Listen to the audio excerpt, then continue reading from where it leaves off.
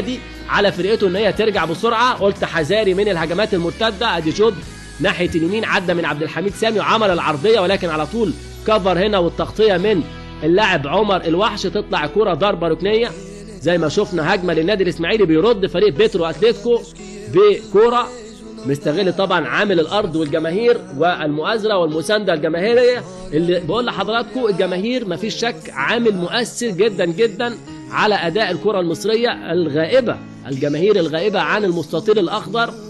مفيش شك النادي الاهلي لو بالامس في جماهير كان اختلف الوضع واختلف المضمون واختلفت النتيجه. ادي الكره العرضيه وادي هدف اول لفريق بيترو اتلتيكو. لحظه كده قلت لحضراتكم غياب للرقابه في منطقه ال 18. بيحرز فريق بيترو اتلتيكو هدف اول في الدقيقه التاسعه من زمن الشوط الثاني. يتقدم، ودي فرحه الجماهير بالهدف الاول لفريق بيترو اتلتيكو. قلت فريق خطير على ملعبه وحذاري من الهجمات المرتده.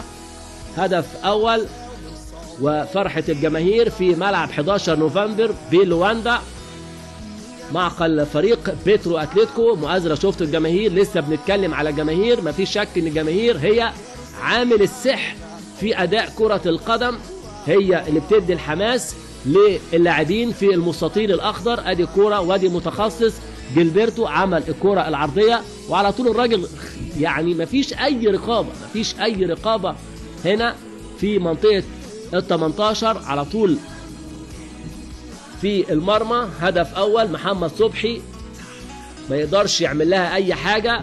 فين هنا المان تو مان؟ الراجل لوحده خالص يحط على طول هدف اول.